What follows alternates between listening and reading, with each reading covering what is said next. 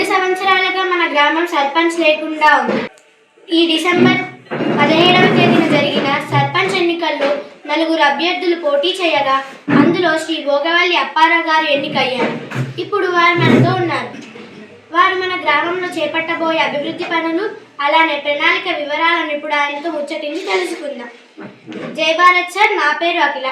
నేను ఎంఆర్ఎంఎస్ వర్ణిలో 7వ తరగతి చదువుతున్నాను. ముందుగా మన గ్రామ సర్పంచ్గా ఎన్నికైనందున మన గ్రామ ప్రజల తరపున నా హృదయపూర్వక శుభాకాంక్షలు.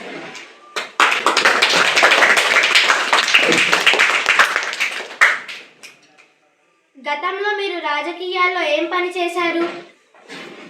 గతంలో నేను సొసైటీ చైర్మన్ 2005లో సొసైటీ చైర్మన్గా ఎన్నికయ్యాను. నేను ఆ ఎన్నికైన టైంలో అప్పుడు ఫర్టిలైజర్ సరిగ్గా ఏమీ లేకపోతే నా సొంత నిధులతో ఫర్టిలైజర్ తెప్పించి గ్రామ ప్రజలందరికీ కూడా సౌకర్యంగా అందించి ఒక 7 సంవత్సరాలు చైర్మన్ చేశాను.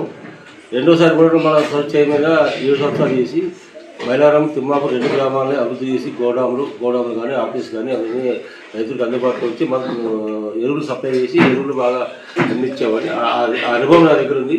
దాంతోపాటు పోచారం శ్రీనివాసరెడ్డి గారు మా నియోజకవర్గంలో మొదటి నుంచి కూడా పార్టీలో ఉన్నట్టు ఆయనతో అనుబంధం బాగా ఉంది నాకు. కాబట్టి ఆయన ద్వారా అన్ని పనులు తీసుకుంటూ గ్రామాన్ని అభివృద్ధి పనులు నడిపించాను ఇంతకుముందు. ప్రభుత్వం అమలు చేసిన కొన్ని సంక్షేమ పథకాలు ఏవి? వాటికి అర్హులైన ప్రతి కుటుంబానికి అందేలా మీరు తీసుకునే చర్యలు ఏమిటి?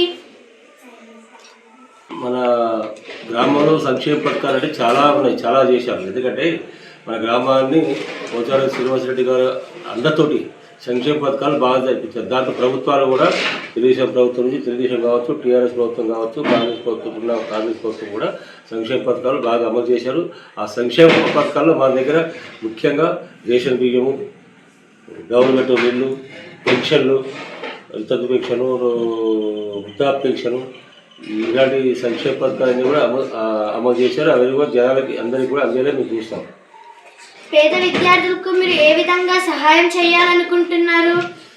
పేద విద్యార్థులకు విధము అంటే వాళ్ళకి మన దగ్గర బీర్కు మండలంలో కానీ నర్సాద్ మండలం కానీ హాస్టల్స్, రెసిడెన్స్ స్కూల్స్ ఇవన్నీ ఇలాంటివి ఉన్నాయి. అంటే ప్రభుత్వం కట్టించిన బీసీ హాస్టల్స్ కానీ ఎస్టీ సంబంధించిన అవి కూడా హాస్టల్స్ ఉన్నాయి. కాబట్టి ఆ పేద విద్యార్థుల్ని ఆ హాస్టల్కి స్కూల్లో వెళ్ళి వాళ్ళకి మేము సీట్ ఇప్పించి అక్కడ చదివించాలనుకుంటున్నాం. చదివించడానికి వాళ్ళకి మేము సహాయం చేస్తాం. రోడ్లు, మురికి కాలువల వంటి సమస్యలను మీరు ఎలా పరిష్కరించాలనుకుంటున్నారు? రోడ్లు, మురికి కాలువని మా దగ్గర ఆల్రెడీ సీసీ రోడ్ చాలా మటుకు అయినాయి. తర్వాత ఇంకా ఉన్న సీసీ రోడ్లు వేసి మురికి కాలువలు కూడా తక్కువగానే డ్రైనేజీలు కూడా కట్టించి డ్రైనేజీలు బాగా డ్రైనేజ్ తీయడం, రోడ్లు వేయటం, ఇటువంటి చెత్త సదాన్ని కూడా రోడ్లు తిరుగుతూ రోడ్లు డ్రైనేజీలు చేపిస్తాం. మీ పదవీ కాలం ముగిసే నాటికి మన గ్రామం ఎలా ఉండాలి అని మీరు అనుకుంటున్నారు? మా 5 సంవత్సరాల గ్రామ పదవీ కాలం ముగిసేసరికి మన గ్రామాన్ని ఆదర్శ గ్రామంగా తీర్చిదిద్ది ఆ గ్రామాన్ని ఉత్తమ గ్రామ పంచాయతీగా చేయాలనుకుంటున్నాం. మీరు సర్పంచ్గా అవ్వాలనే ఆలోచన ఎందుకు వచ్చింది? నాకు ఇంతకుముందు రాజకీయ అనుభవం ఉంది కాబట్టి రాజకీయ అనుభవం ఇంతకుముందు ఉంది కాబట్టి దాన్ని కూడా దృష్టిలో పెట్టుకుని గ్రామాన్ని అభివృద్ధి చేసి అన్ని రంగాల్లో కూడా ముందుకు తీసుకెళ్దామనే ఉద్దేశం నాలో కలిగింది. ఇంతకుముందు 2 సంవత్సరాలు ఖాళీగా ఉంది, సర్పంచ్ కాలం అయిపోతే 2 సంవత్సరాలు ఖాళీగా ఉంది, డెవలప్మెంట్ ఏం జరగలేదు. ఈ డెవలప్మెంట్ చేద్దామనే ఉద్దేశంతో నేను ముందుకు వచ్చాను. మన గ్రామ ప్రజల సమస్యలను మీరు ఎలా తెలుసుకుంటారు? గ్రామ ప్రజల సమస్యలను వీధి తిరుగుతూ ప్రతి వీధి తిరుగుతూ ప్రతి వార్డు తిరుగుతూ వాళ్ళ సమస్యలు తెలుసుకుని ఎప్పటికప్పుడు వాళ్ళ సమస్యలు మా దృష్టికి తీసుకొస్తారు. వాళ్ళు మేము దాన్ని సమస్యలని తీర్చడానికి మేము అందుబాటులో ఉంటాం. వాళ్ళకి విద్యార్థులకు మీరు ఇవ్వదలుచుకున్న సందేశం ఏమిటి?